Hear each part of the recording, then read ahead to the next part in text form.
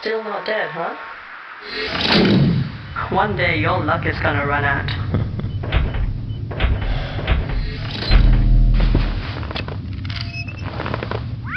You have one new message. Hey folks, shield up and fight back. This entry is about an obscure shooter played by few and appreciated by less.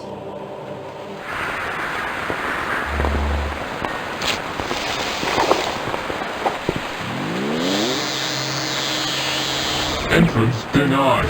Leave immediately or you will be legally terminated in accordance with BS Law 375.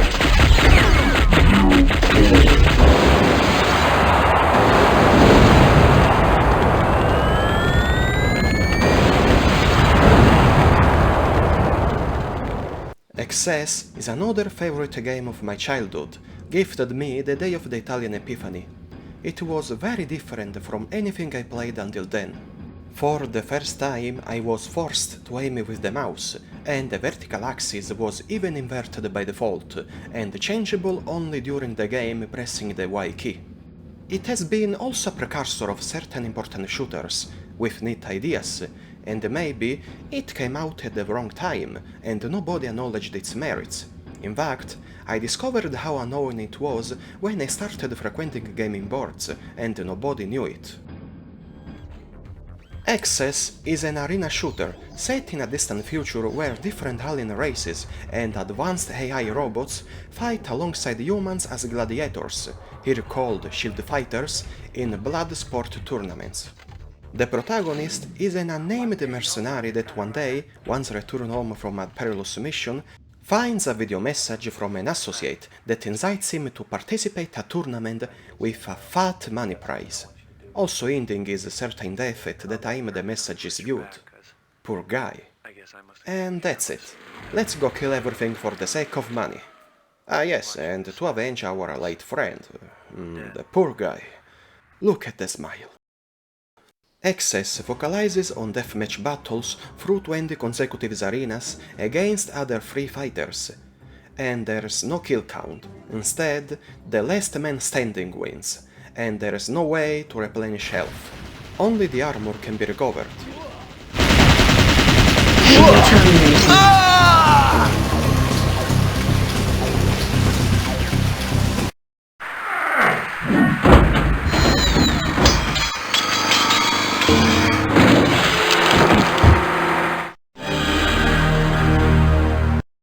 Yes, it's hardcore, and pushes the player to struggle to survive.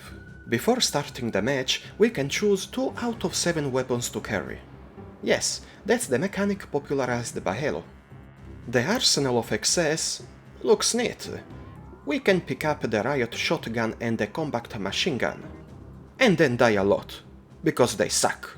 So, just stick with the Omni Assault Cannon, this powerful chain gun, and a rocket launcher or grenade launcher as seconds. There's no need of others. In fact, we'll learn how to fear the gladiators wielding these big free irons.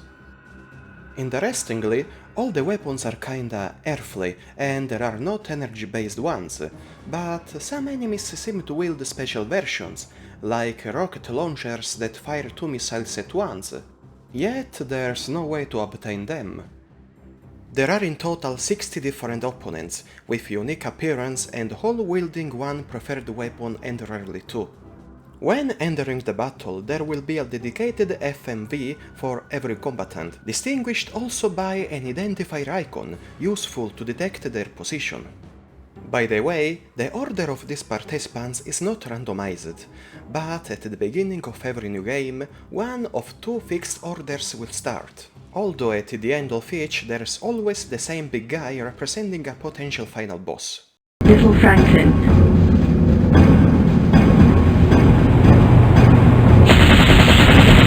This asshole has more health than everyone, and it's vital to let him fight against the others first, because excess enemies are precursors of the CPU-controlled bots later seen in Quake 3 or Unreal Tournament.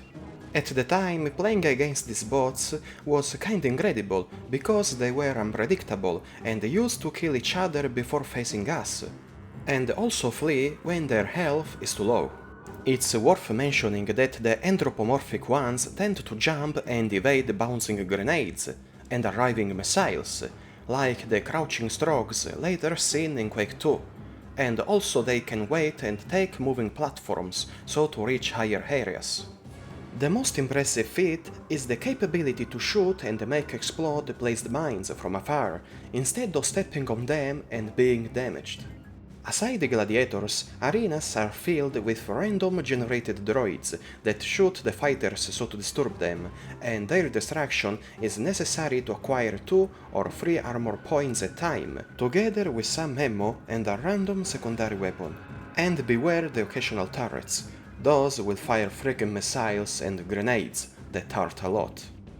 The game provides 3 difficulty levels. The easy one that offers an additional minimap at the top left, the medium that lacks the map and forces to rely on the radar on the top right, and the hard one that makes enemies more inclined to look for us instead of each other. For every level, all enemy stats remain the same. Aside the mentioned firearms, there's the possibility to use secondary weapons with the right mouse button, like throwing grenades or flares to light up dark places, as well placeable mines like the classic ones, the radioactive and the gaseous. The use of these extra killing tools can be vital, and there are even up to 4 remote cameras that can be used to spy on upcoming enemies from the distance and make them explode in their face. Lastly, there's the option to activate a self-playing AI that sucks terribly. If equipped with explosive weapons, it kills itself like an idiot due to the splash damage, so if we got something to do, it's better pause everything. Yes, nice idea. Terrible execution. As the game progresses with more resistant enemies wielding chain guns and rocket launchers, it's necessary to save the game by going in the main menu and select a free slot between an arena and the other. Near the entrance, there's a consultable database containing the psychological and medical/mechanical evaluation of all the shield fighters. This content is very interesting because all the examinations are dubbed by 2 fictional doctors that will praise or criticize the qualities of them all. Well, obviously some sort of denial of the basic needs of human comfort, a refusal to reveal themselves constantly armored. How sweet. But you don't have to apologize for appearing undressed in my presence. I'm a doctor after all. Scarred torso and arms. Sword wounds? Psychotic, oh yes, definitely yes. The cybercrafts and implants must have played havoc with his sensibilities. Highly intelligent though, passed every test I threw at him. Anyway, it's a selfish son of a bitch with a cold calculating intelligence. Holy jeez! A walking weapon! Man, are you something? Oh, хорошо! A pure psychopath, no moral qualms about anything. Kill or kill. Other beings' lives mean nothing to it other than a sporting opportunity. Yep, you'll be a warrior till the day you die. Yeah, I'm also sure that it's simply the purity of your chi that powers the sword and not some internal battery implant. There is no rhyme or reason, no sophistication. Someone just implanted a testosterone factory in his body when he was a child, and it has been overproducing ever since. Whoa, scary. Hi, Satan, how is it going? I will never talk to the devil. Unluckily, this database was not included in my Italian version, but was mentioned instead in the manual, and I couldn't figure out how to see it.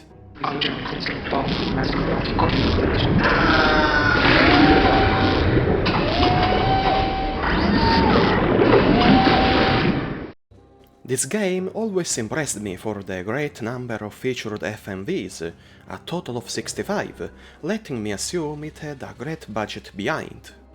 The in-game graphics instead, it's not the state of art. I mean, the environments are kinda acceptable and looks decent, but the characters' models appear very crude and blocky. But there's an ingenious exploitation. The blocks are actually the energy shields covering the warriors, and their appearance is visible underneath through the transparency effect. The effects like explosions are still to the sprites, as well as the player's weapons that are nicely animated, but also the full 3D enemies are not bad looking, and some models are kinda cool when compared to their FMV's counterparts. Gestalto.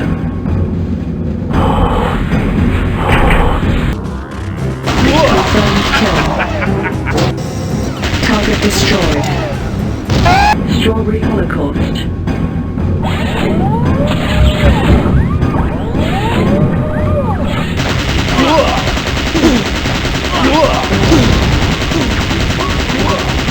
Odin Runebearer.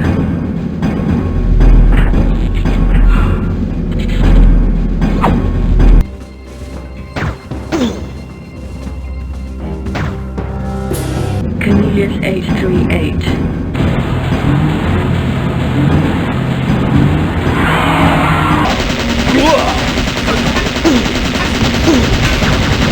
Confirmed kill. Gone Vic.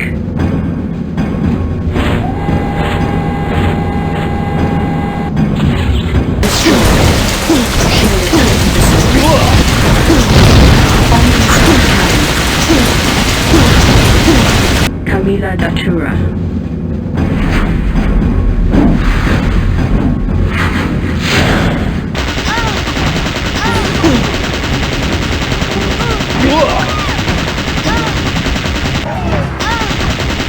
Perambulator CAL 1269.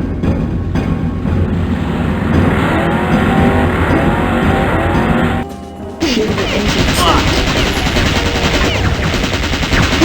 Confirmed kill. Shrek.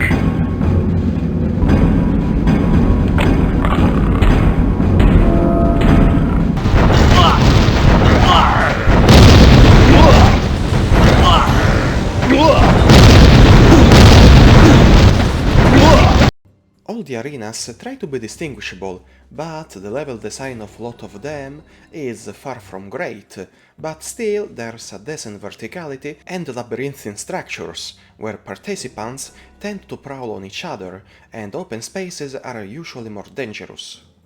Besides, the lack of pickups like elf bonuses and power-ups tend to limit the possibilities and need of intricate level design. And aside some good environments, enriched with details like the raining in the compound or the many little catwalks in the crypt, most of the arenas are a bit anonymous. The soundtrack, composed by Lee Grooves, comprehends continuous loops of some seconds in the menus and during the pre-fight FMVs, but the battles are accompanied by 5 distinctive pieces that create the right mood and tension. The sound effects become repetitive after a while, but there are different sets of character sounds for the many types of enemies or unique ones, like distant war cries, moans of pain or death screams. Also, a sort of companion AI informs continuously of health and armor status, what weapon has been switched and other stuff. To conclude, when 2 fighters remain alive, an alarm siren can be heard, announcing the final confrontation in the arena.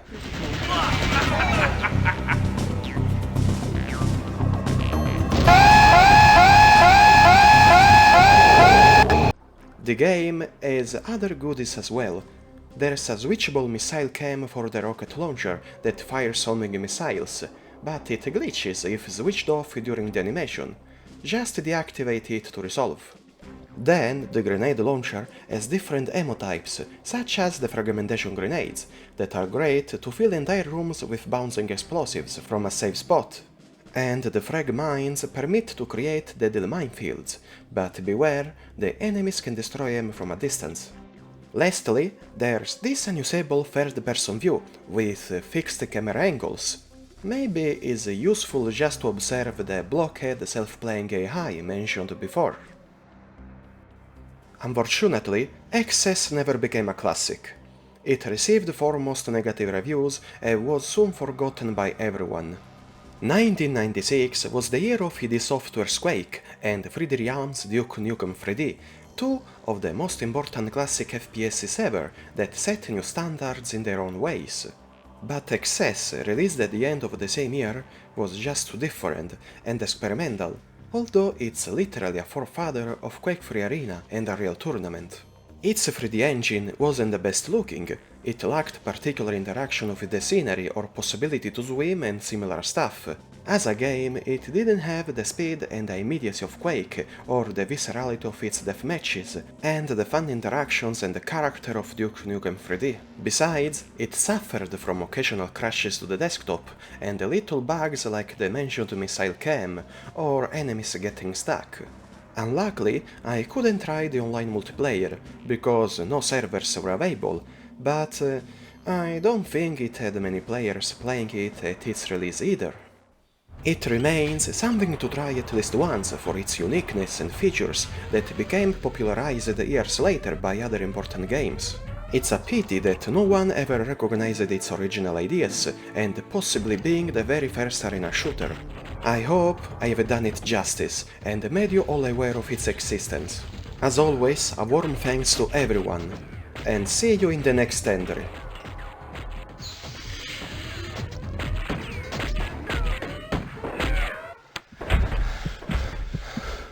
Hey, you guys, you weren't gonna start without me, were ya?